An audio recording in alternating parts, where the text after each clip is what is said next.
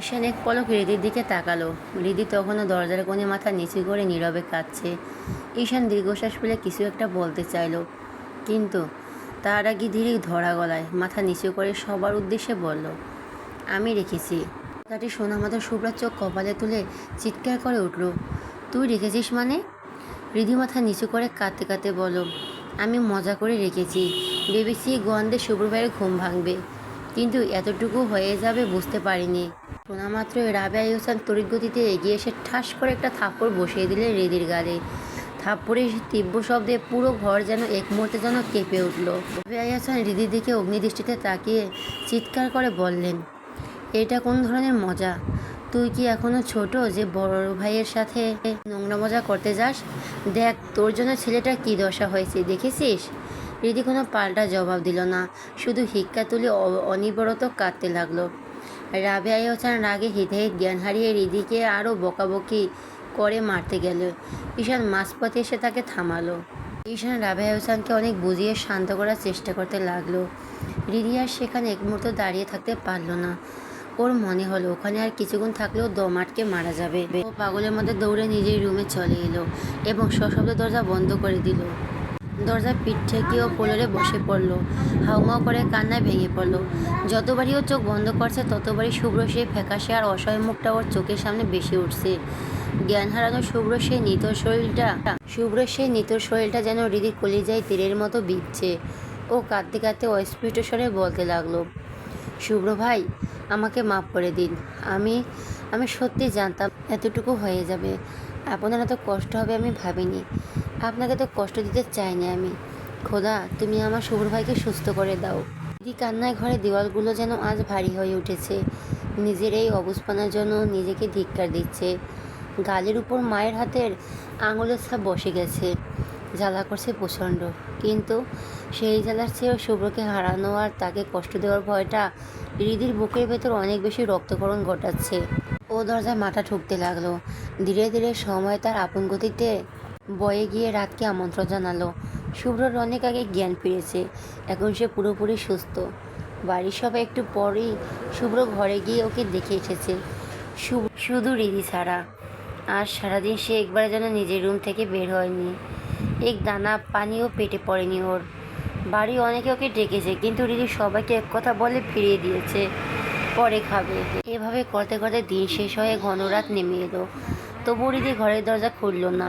এদিকে শুভ্র নিজের রুমে ব্যালকনিতে একা দাঁড়িয়ে আছে। ঈশানের কাছে ও সব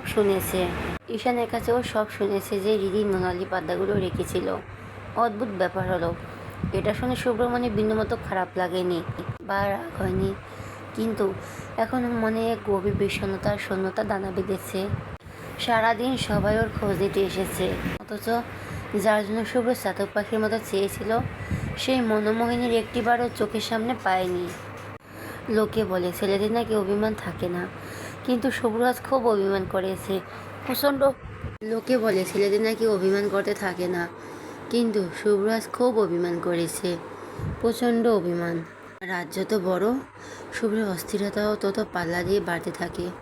তার মনটা ছটফট করছে হৃদিকে একটিবার দেখার জন্য। সারা দিনের এই নীরবতা আর দূরত্ব ও আর সহ্য করতে পারছে না। অবশেষে শুভ্র নিজের ফোনটা হাতে নিল এবং হৃদির হোয়াটসঅ্যাপে একটা মেসেজ লিখলো, আঘাত দিয়েছিস, তখন আঘাত লাগেনি, কিন্তু আঘাত তো এখন লাগছে। আর সারাদিন তুই একটিবার আমার সামনে আসলি না, বড্ড লাগছে রে বুকে। মেসেজটা পাঠিয়ে শুভ্র অপলক চোখে স্ক্রিনের দিকে তাকিয়ে রইল। ও জানে হৃদি জেগে আছে। ওর মন বলছে হৃদি এক মুহূর্তেও ওর মতো কোনো এক যন্ত্রণায় পড়ছে। শুভ্র দীর্ঘশ্বাস ফেলে রাতের অন্ধকারের দিকে তাকিয়ে রইল। এদিকে হৃদি বালিশে মুখ গুজে উল্টো হয়ে শুয়ে আছে, আর সারাদিনের অজরে কান্নায় ওর চোখ দুটো ফুলে লাল হয়ে গেছে। প্রচণ্ড ভয় আর গ্লানিতে ও একেবারের জন্য শুভ্রের সামনে যাওয়ার সাহস সঞ্চয় করতে পারেনি। সেই মুখ নিয়ে কোন সাহসে গিয়ে দাঁড়াবে? কীভাবে পারলো নিজের ভালোবাসার মানুষকে মৃত্যুর মুখে ঠেলে দিতে? হৃদির এই অন্তহীন দহনের মাঝে বালিশের পাশে রাখা ফোনটা হঠাৎ টোন টোন করে বেজে উঠল। এক রাশ অনিচ্ছা সত্ত্বেও হৃদি হাত বাড়িয়ে ফোনটা নিল, কিন্তু স্ক্রিনের দিকে তাকাতে ওর হৃৎপিণ্ড যেন এক মুহূর্তে যেন থেমে গেল। শুভ্রর আইডি থেকে মেসেজ এসেছে। হৃদির বুকটা প্রচণ্ড ধক করে উঠল। ও ও কাঁপা কাঁপা হাতে তড়িঘড়ি করে লক খুলে মেসেজ অপশনে ঢুকলো। শুভ্র পাঠানো ওই কয়েকটি লাইন পড়ার সাথে সাথে হৃদির চোখ দুটো আবার ছলছল করে উঠল। নিজেকে সাধারণ অপরাধী নয়, বরং এক পৃথিবীর চরম অপরাধী মনে হতে লাগলো ওর। শুভ্রর ওই চাপা হাহাকার মেশানো শব্দগুলো হৃদির ভেতরে সবটুকু বাঁধ ভেঙে দিল। সে আর নিজেকে এক সেকেন্ডের জন্য সামলাতে পারল না। তীরের মতো বিছানায় ছেড়ে দিয়ে গিয়ে সশব্দে দরজা খুলে দৌড় লাগালো শুভ্রর রুমের দিকে। সোজা রুমে ঢুকে পাগলের মতো চারপাশটা দেখলো। না, শুভ্র কোথাও নেই। এরপরও হন্তদন্ত হয়ে ব্যালকনির দিকে ছুটল।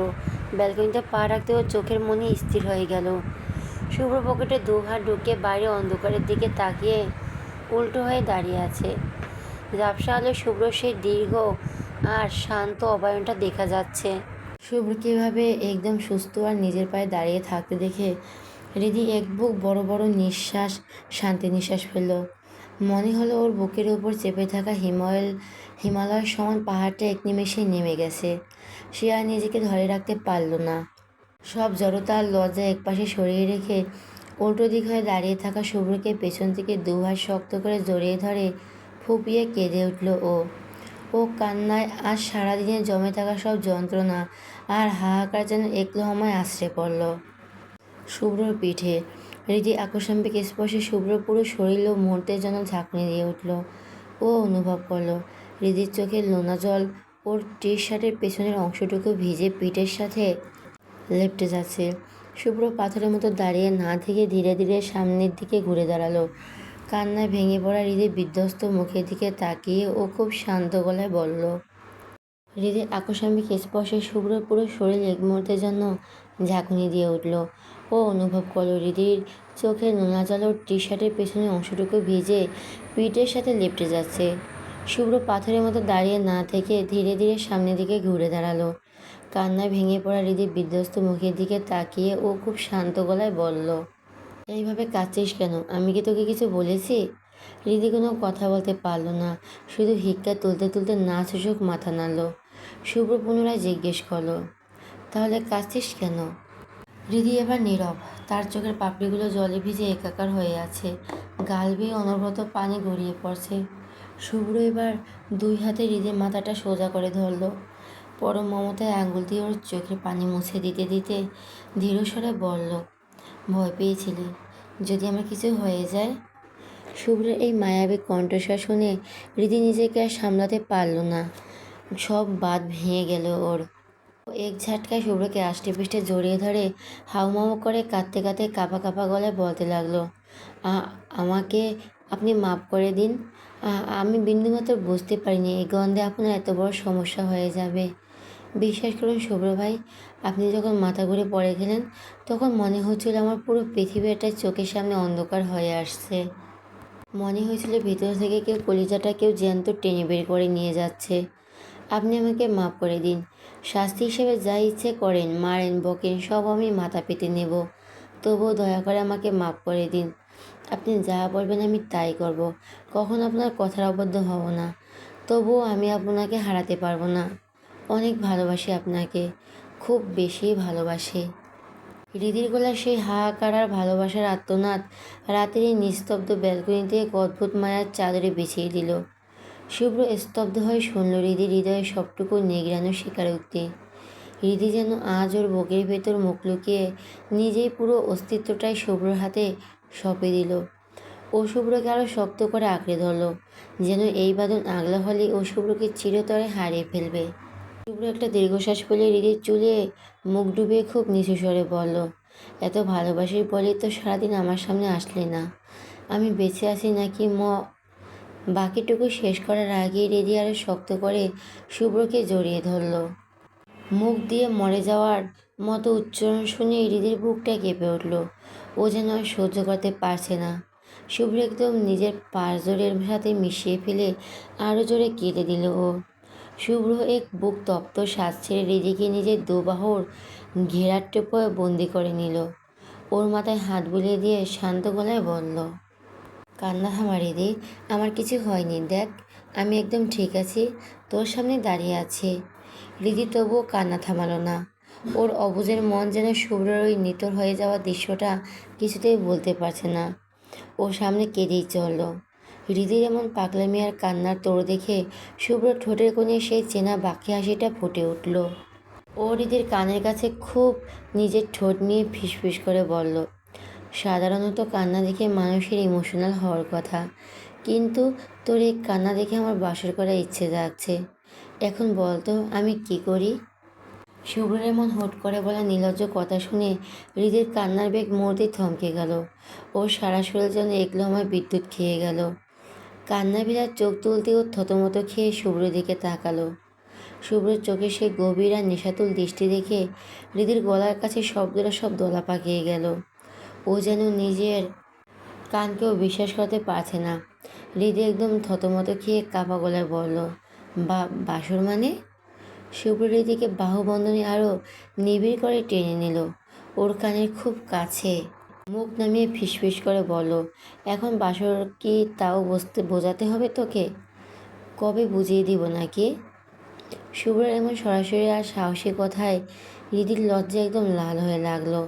ও ভাবতেও পারেনি শুভ্র একটা নির্লজ্জ হতে পারে। সাধারণত গভীরের কোনো মানুষের মুখে এমন কথা শুনলে মনে হবে লোকটা নিশ্চয়ই পাগল হয়েছে। হৃদির অবস্থাও ঠিক তাই। ও বড় বড় চোখ করে শুভ্রের দিকে তাকিয়ে অস্পষ্ট স্বরে বলল, আপনি কি ঠিক আছেন তো? শরীর কি বেশি খারাপ লাগছে আপনার? শুভ্র এবার হৃদির চোখে গভীর তাকিয়ে বাঁকা আসলো। সে বলল, হ্যাঁ আমি তো একদম ঠিক আছি, দেখতে পাচ্ছিস না? কেন, তোর কি মনে হচ্ছে আমি অসুস্থ? আচ্ছা বিছানা চল, বাসর করে বুঝিয়ে দিই আমি অসুস্থ নাকি সুস্থ। হৃদি লজ্জায় এবার একদম টকটকে আপেলের মতো লাল হয়ে গেল। ওর বুকের ভেতরটা তখন ধকধক করছে। ও শুভ্র বলিষ্ঠ বাহুর বদন থেকে ছাড়া পাওয়ার বৃথা চেষ্টা করতে করতে মুখ লুকিয়ে বলল, সে কি নির্লজ্জ কথা আপনার! আপনি যে ভেতর ভেতর এমন নির্লজ্জ আমি আগে জানতাম না। শুভ্র হৃদের ছটপটানি দেখে হাতের বাঁধন আরও শক্ত করে নিল। ও হৃদের কানের লতি ছুঁয়ে গাঢ় স্বরে বলল, নির্লজ্জের কি দেখেছিস? একবার শুধু তোকে পুরোপুরি নিজের করে পেয়ে নেই, তারপর দেখবি এই শুভ্র কী জিনিস। এই যে নুনালি পাতা দিয়ে আমার এই দশা করার ফল, সেটা আমি অবশ্যই সুদে আসলে তুলব। শুধু একটু ওয়েট কর। সকাল সকাল গ্রামের দৃশ্যটা যেন কোনো রঙিন উৎসবের ক্যানভাস। চারদিকে রাস্তাঘাটে মানুষের আনাগোনা, রিকশার টুংটাং শব্দ আর মাইকে বাসে থাকা বৈশাখীর চেনা সুরে চারপাশ মুখরিত। আজ গ্রামে পয়লা বৈশাখ। চারদিকে তাকালে চোখে পড়ে রঙিন পাঞ্জাবি পরা ছেলেদের দল আর লাল সাদা শাড়িতে সেজেগুজে বের হওয়া চঞ্চল মেয়েরা। কারো হাতে পায়ে গাঢ় লাল আলতা, কারো চুলে যত্নে জড়ানো সুগন্ধি গাজরা, আবার কারো চুলে পরিপাটি করে বাঁধা লম্বা বিনুনি। চৌধুরী বাড়িটাও আজ এক অপূর্ব সাজে সেজেছে। শুভ্রা, হৃদি, পাখি আর মিহি, বাড়ির সব মেয়েরা সকালে সকাল স্নান সেজে সাজসজ্জায় মেতে উঠেছে। সবাই একই রকম শুভ্র সাদা রঙের লাল পাড় দেওয়া সুতির শাড়ি পরেছে। পায়ের গোড়ালি আলগোছে দেখা যায় একটু সামান্য উঁচু করে পরা শাড়িতে ওদের এক একজনকে যেন এক একটা জীবন্ত প্রতিভা মনে হচ্ছে। প্রত্যেকের হাত আর পায়ে আলতার আলপনা আঁকা। হৃদি নিজের লম্বা ঘন চুল দুটোকে যত্ন করে দুটো বিনুনি গেঁথে ফিতা দিয়ে বেঁধে দুই পাশে ঝুলিয়ে দিয়েছে। ওর এক হাতে একগুচ্ছ ধবধবে সাদা কাচের চুড়ি আর অন্য হাতে টকটকে লাল কাচের চুড়ি রিনিঝিনি শব্দ। কপালে ছোট্ট একটা লাল টিপ আর চোখে গাঢ় কাজলে বৈশাখীর এই স্নিগ্ধ সকালে হৃদি যেন অনন্য এক রূপ ধারণ করেছে। বাড়ির প্রতিটি কোণে আজ নতুন আনন্দে বছরের আনন্দ আর বাঙালি ঐতিহ্যের ঘ্রাণ মিশে আছে। শুভ্রা অপলক চোখে হৃদির দিকে তাকিয়ে আর থেকে মুগ্ধ গলায় বলল, হৃদি বিশ্বাস করবি না, যা লাগছে তোকে, তো কীভাবে দেখে আমি নিজেই তো শেষ হয়ে যাচ্ছি রে। হৃদি হাসি মুখে পাল্টা জবাব দিল, আর তোকে তো একদম আঙুল ফলের মতো মিষ্টি লাগছে, মনে হচ্ছে টুপ করে খেয়ে ফেলি।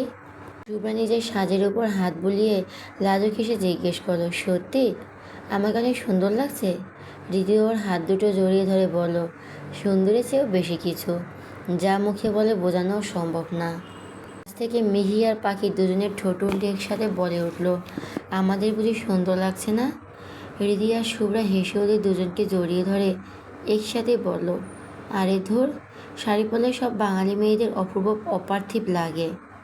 শুভ্রা খুশিতে আত্মহারা হয়ে নিজের একটি বিনুনি ধরে নেচে উঠলে বলল, আমি আর এক মুহূর্ত ঘরে থাকবো না, চল বাড়ির সবাইকে দেখে আসি আমাকে কেমন লাগছে। বলে শুভ্রা ঝড়ের বেগে বাড়ির উঠোনে বেরিয়ে পড়ল। উঠোনে তখন লোকের রোকারণ্য। পাড়া প্রতিবেশীরা গোল হয়ে বসে পয়লা বৈশাখের আড্ডায় মেতেছে। শুভ্রা ওর চপলতা দিয়ে সবাইকে মাতিয়ে রাখলো। পাখি আর মিহি ওর পিছু পিছু গিয়ে সবাইকে নিজেদের সাজ দেখাতে লাগলো। কিন্তু ঘরের আড়ালে রিদি দাঁড়িয়ে রইল মূর্তির মতো। ওর বুকটা তখন কামারের হাঁপারের মতো ধকধক করছে। ও তো শাড়ি পরেছে, কিন্তু আজ এই শাড়িটাই তো ওর ভয়ের কারণ হয়ে দাঁড়িয়েছে। শুভ্র যদি কোনোভাবে ওকে দেখে ফেলে তবে কি হবে? শুভ্র তো কড়াভাবে নিষেধ করেছিল ওকে শাড়ি পরতে, কিন্তু বৈশাখের আমেজ আর বন্ধুদের আবদারে ও সব বারণ ভুলে শাড়িটা পরেই ফেলেছে। এখন কি করবে ও? রিদি একবার জানালা দিয়ে আর চোখে বাইরে তাকাচ্ছে, আবার নিজের পরনের শাড়ি কুচিগুলো টেনে ঠিক করছে। যদি এই মুহূর্তে শুভ্র সামনে চলে আসে, তবে ওর কপালে যে আজ বড় ভোগান্তি আছে সেটাও হার মাসেই টের পাচ্ছে। ও যেন এক পাও বাড়াতে গিয়েও 10 পা পিছিয়ে আসছে। আনন্দের অতিসাহ্যে শুভ্রা হঠাৎ ফুলের কথা মনে হলো। বিনুনিতে একটা টকটকে লাল ফুল গেঁথে দিল, মন্দ হয় না। যেই ভাবা সেই কাজ। শাড়ি কুচি এক হাতে শক্ত করে ধরে ও দৌড় লাগালো ছাদের দিকে। ওর সেই চপল দৌড়ের তালে পায়ের নুপুর আর হাতের কাছের চুড়ি রিনিঝিনি শব্দের জন্য পুরো বাড়ি মুখরিত হয়ে উঠল। দৌড়াতে দৌড়াতে শুভ্রা যখন ছাদের দৌড়গুলো এসে পৌঁছালো, ঠিক সেই মুহূর্তে ছাদ থেকে ঈশান নামছিল। শুভ্রা উত্তেজনা চোটে নিজের পায়ের গতি আর থামাতে পারল না। ও এমন এক দৌড় দিয়েছে যে সামনে ঈশানকে দেখে থমকে দাঁড়ানোর আগে সজোরে ধাক্কা খেলল ওর সাথে। মুহূর্তের মধ্যে শুভ্রা ভারসাম্য হারিয়ে ধপাস করে ছাদের মেঝেতে সোজা ঈশানের উপর আছড়ে পড়ল। ঈশানীর আকস্মিক পতনে কোমরের ব্যথায় হাত দিয়ে ওমা বলে বিকট স্বরে চিৎকার করে উঠল। শুভ্রা ভয়ে আর লজ্জায় নিজের চোখ দুটো শক্ত করে বন্ধ করে ফেলল। ও ভাবতেও পারেনি ফুলের খোঁজে এসে এমন এক তুলকালাম কাণ্ড ঘটিয়ে বসবে। ওদিকে ঈশানের ওপর ওভাবে পড়ে থাকায় শুভ্রার হৃৎপিণ্ড যেন গলার কাছে চলে এসেছে। ঈশান বেশ বিরক্ত হয়ে শুভ্রার দিকে তাকিয়ে কিছু একটা বলতে যাবে, ঠিক তখনই ওর চোখ দুটো শুভ্রার উপর পড়ে স্থির হয়ে গেল। মনের ভেতর থাকা সব কথা যেন নিমেষেই নাড়িতে আটকে গেল ওর। ঈশান একদম হাঁ করে শুভ্রার মুখের দিকে তাকিয়ে আছে। শুভ্রার ওই শান্ত বন্ধ থাকা মুখ, চোখে গাঢ় কাজল, ঠোঁটে আলতো লিপস্টিকের ছোঁয়া আর কপালে থাকা ছোট্ট লাল টিপ সব মিলিয়ে ঈশানের মনে হতে লাগলো আসমান থেকে কোনো এক পরী সরাসরি ওর বুকের ওপর এসে পড়েছে। ও বিশ্বাসই করতে পারছে না যে এটা সে চঞ্চল শুভ্রা। ঈশান বারবার মনে হচ্ছে এটা নিশ্চয়ই কোনো ভুল, এটা শুভ্র হতেই পারে না, এটা নির্ঘাত কোনো স্বর্গীয় পরী। শুভ্রা ধীরে ধীরে ওর চোখের পাতায় মিলে তাকালো। চোখ খুলতে ওর দৃষ্টি নিবদ্ধ হলো ঈশানের চোখের গভীরে। দুজনে যেন এক পলকে সব ভুলে গেল। ভুলে গেল যে ওরা এই মুহূর্তে ছাদের কঠোর মেঝেতে বিচ্ছিরিভাবে শুয়ে আছে। চারপাশের দুনিয়া যেন ওদের কাছে থমকে গেছে। বেশ কিছুক্ষণ পর শুভ্রা ঘোর কাটল ঈশানকে ভাবে হাঁ করে নিজের দিকে তাকিয়ে থাকতে দেখে। ও প্রচণ্ড লজ্জা পেল। পরিস্থিতি সামলাতে গিয়ে শুভ্রা হালকা করে একটা গলা ঘাঁকিয়ে দিয়ে সাথে সাথে ঈশানের মোহ ভেঙে গেল। ও যেন বাস্তবে ফিরে আসলো। শুভ্রা তড়িঘড়ি করে ঈশানের উপর থেকে উঠে দাঁড়িয়ে নিজের পরনের শাড়ি কুচিগুলো ঠিকঠাক করে নিল।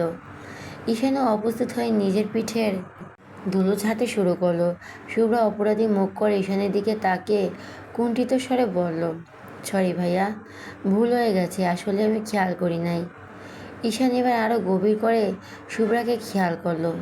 পরনে ধবধবে সাদা আর লাল পাড়ের শাড়ি, দুই পায়ে আর হাতের তালুতে সতেজ আলতার গাঢ় লাল আভা, দু হাতে লাল সাদা কাচের চুড়ির রিনিঝিনি সজ্জা, সব মিলিয়ে ঈশানের মনে হতে লাগলো ও নিজে যেন কোনো এক মায়াবী ঘুরে তলিয়ে যাচ্ছে। ও বুঝতে পারলো এখানে বেশিক্ষণ থাকা ওর জন্য বিপজ্জনক হয়ে উঠেছে। যত তাড়াতাড়ি সম্ভব এখান থেকে কেটে পড়লেই বুদ্ধিমানের কাজ হবে। ঈশান শুভ্রা দেখে তাকিয়ে আলতো এক চিলতে হাসি ছাদ থেকে নামার উদ্দেশ্যে পা বাড়ালো। ঠিক তখনই শুভ্রা চপল কণ্ঠে বলে উঠল, ভাইয়া দাঁড়ান, আমাকে কেমন লাগছে বলবেন না?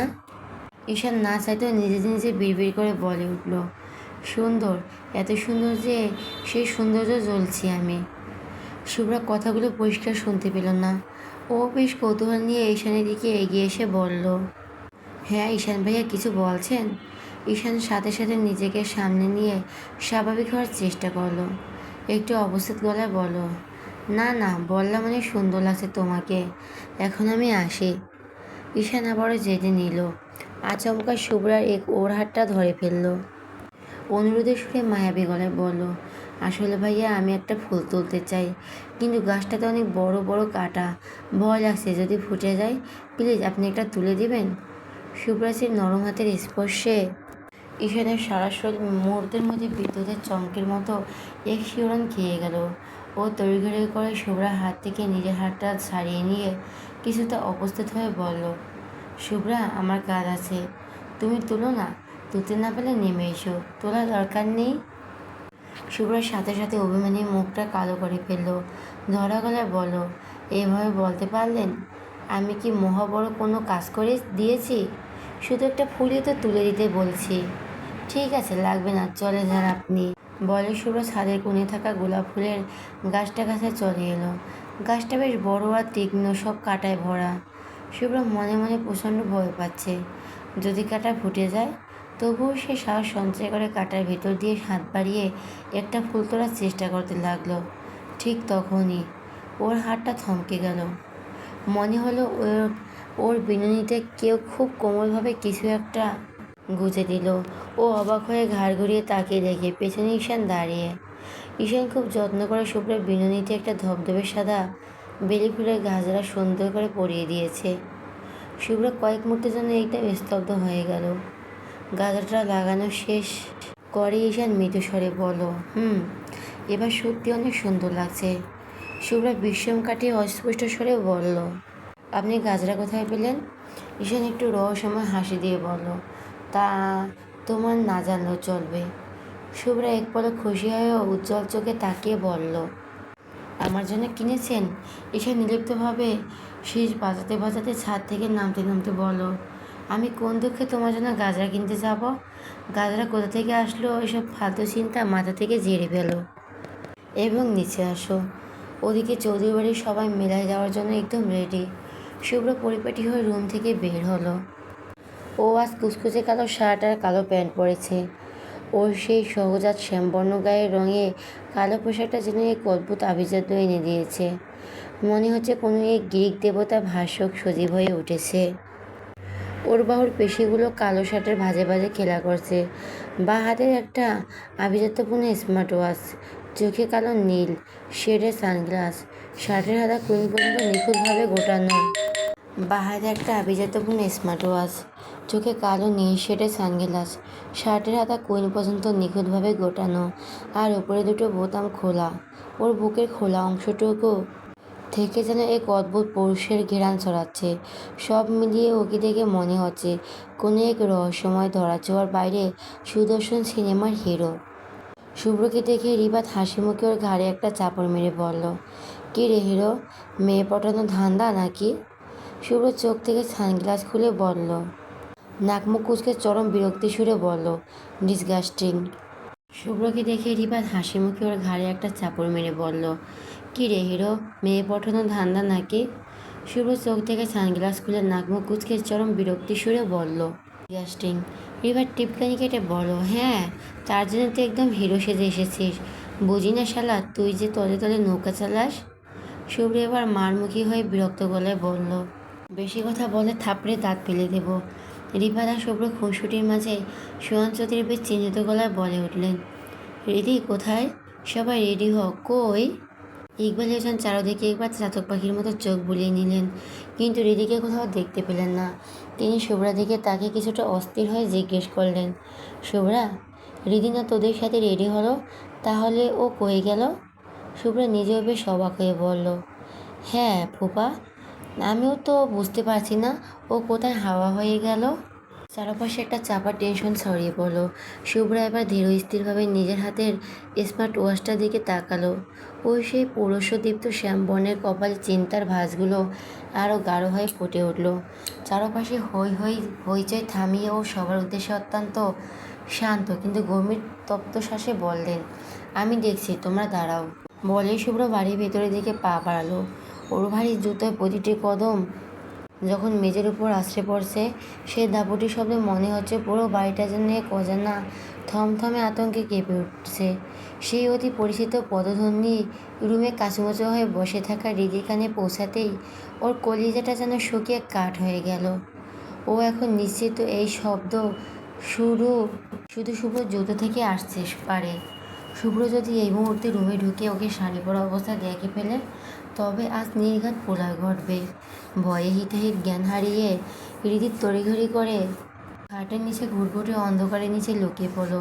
ও মনে মনে শুধু একটা দোয়া করছে, শুভ্র যেন ওকে না দেখে চলে যায়। শুভ্র বেরিয়ে গেলে ও আগে ওই কালো শাড়িটা গা থেকে নামাবে। শুভ্র ঘরে ঢুকলো। চারপাশটা বাজের মতো তীক্ষ্ণ নজর একবার ঘুরে দেখলো, কিন্তু পুরো ঘর শুনশান খালি। এদিকে খাটের নিচে হৃদি কুকরি একদম দেওয়ালের সাথে পিঠ ঠেকিয়ে আছে। ওর বুকের ভেতর তখন যেন কেউ বিরাজহীন ড্রাম পেটাচ্ছে। নিঃশ্বাস নিতে ওর ভয় হচ্ছে, যদি শুনে ফেলে। ও স্পষ্ট দেখতে পাচ্ছে শুভ্র সেই পালিশ করা কুচকুচে কালো জুতো দুটো। শুভ্র ধীরে পায়ে হাঁটতে হাঁটতে বারান্দা দেখে গেল। না, সেখানে জনমানবের চিহ্ন নেই। শুভ্র কপালে অসন্তোষের ভাঁজ পড়ল। ও যখন ব্যর্থ হয়ে ঘর থেকে বেরিয়ে যেতে নেবে, ঠিক তখনই এক পলকের জন্য ওর কানে একজোড়া কাচের অতি ক্ষীণ টুংটাং শব্দ ভেসে এলো। দিদিভাই নিজের হাত নাড়াতে গিয়ে অজান্তে বিপদ ঘটিয়ে ফেলেছে। শব্দটা বাতাসের মতো পাতলা হলেও শুভ্রের মতো মানুষের কান এড়াতে পারল না। ও মুহূর্তে পাথরের মতো থমকে দাঁড়িয়ে পড়ল। ওর তীক্ষ্ণ দৃষ্টি এবার তীরের মতো বিঁধল খাটের নিচে সেই অন্ধকার কোণটায়। শুভ্র ওষ্ঠধারে এক চিলতে রহস্যময় কিন্তু কঠিন হাসি ফুটে উঠল। শুভ্র প্যান্টের পকেটে দু হাত ঢুকিয়ে বেশ আয়েশ করে দাঁড়ালো। ওর ঠোঁটে একটা চাচ্ছিলের শীষ, যা এই নিস্তব্ধ ঘরে হৃদির কানে তীরের মতো বিঁধছে। সে খুব শান্ত কিন্তু তপ্ত স্বরে বলল, নিজে বের হয়ে আসবি নাকি আমি টেনে বের করব? শুভ্রের সে বড় শীতল কণ্ঠ কানে আসতে হৃদির মনে হলো কেউ ওর বুকের ওপর আস্তে একটা পাথর ছুঁড়ে মেরেছে। লোকটা বুঝলো কিভাবে যে ও খাটের নিচে ঘাপটি মেরে আছে? হৃদির তবুও বের হলো না। ভয়ের চোটে খাটের নিচে ঘুটঘুটে অন্ধকারে আরও বেশি আষ্টে পিষ্টে জড়িয়ে বসে রইল। ওর কপালে তখন বিন্দু বিন্দু ঘাম জমতে শুরু করেছে। শুভ্র এবার দরাজ গলায় ঘোষণা করলো, আমি 1 থেকে 5 পর্যন্ত গুনব। এর মধ্যে যদি না বের হস, তবে আজ তোর কপালে নির্ঘাত চরম ভোগান্তি আছে। বলে শুভ্র ধীরলয়ে গুনতে শুরু করলো। প্রতিটি সংখ্যার সাথে সাথে হৃৎপিণ্ড যেন লাফিয়ে গলার কাছে চলে আসছে। প্রতিটি সেকেন্ড যেন এক একটা যুগ। 1 2 3 4 5 5 বলার আগে হৃদি তড়িঘড়ি করে খাটের নিচ থেকে বেরিয়ে এলো। এক মুহূর্ত দেরি না করে সোজা হয়ে দাঁড়িয়ে চোখ দুটো শক্ত করে বন্ধ করে ফেলল। ওর পরনের শাড়ির কুচিগুলো অবিন্যস্ত, হাতের কাছের চুড়িগুলো ভয় থরথর করে কাঁপছে। ও কাঁপা কাঁপা গলায় এক নিঃশ্বাসে বলতে শুরু করলো, বিশ্বাস করুন ভাইয়া, আমি শাড়ি পরতে চাইনি। সবাই অনেক জোর করেছে, তাই মাথা কাজ করেনি, পরে ফেলেছি। কিন্তু আমি এখন পর্যন্ত বাইরে পা দিইনি। সত্যি বলছি, আপনি প্লিজ একটু রুম থেকে বের হন। আমি এখনই শাড়ি খুলে ফেলছি। সত্যি আর কোনোদিন শাড়ি ছোবো না। এবার মতো মাফ করে দিন আমাকে। বলতে বলতে দিদি ভয়ে একদম কুঁকড়ে গেল। ও মনে হচ্ছিল শরীর থেকে সবটুকু শক্তি যেন শুষে নেওয়া হয়েছে। সে জড়সড় হয়ে কাঁপা কাঁপা হাতে নিজের আঙুলগুলো কচলাতে লাগলো। ওর মনে হচ্ছে এই বুঝি সুব্রতার গালে সজোরে একটা চড় বসিয়ে দিয়ে চিৎকার করে বলবে, তোর সাহস কী করে হলো আমি বারবার বারণ করার পরও শাড়ি পরার? কিন্তু অনেকক্ষণ পর পার হওয়া যাওয়ার পর শুভ্র কোনো গর্জন বা শাসন কানে আসলো না। চারপাশটা এক অদ্ভুত নিস্তব্ধতায় ডুবে আছে। হঠাৎ হৃদয় অনুভব করলো খুব তপ্ত একজোড়া নিঃশ্বাস সরাসরি তার মুখের উপর এসে পড়ছে। সেই উষ্ণ পরশে হৃদির চোখের পাপড়িগুলো কেঁপে উঠল।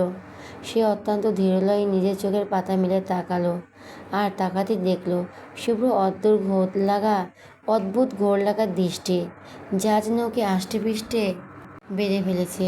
শুভ্র ওর একদম কাছে দাঁড়িয়ে আছে, এত কাছে যে দুজনে উষ্ণ নিঃশ্বাস একে অপরের সাথে মিশিয়ে একাকার হয়ে যাচ্ছে। এদিকে শুভ্র যেন নিজের চোখের সামনে আজ এক অন্য রীতিকে আবিষ্কার করেছে। মায়াবী চোখে লেপ্টে থাকা গাঢ় কাজল, ঠোঁটে হালকা লিপস্টিক, আর কপালে সেই ছোট্ট লাল টিপ। দুপাশে ঝুলে থাকা লম্বা দুটো বেনুনি আর হাতে লাল সাদা কাচের চুড়িগুলোর মাঝে হৃদিকে যেন এক স্বর্গীয় অপ্সরী মনে হলো।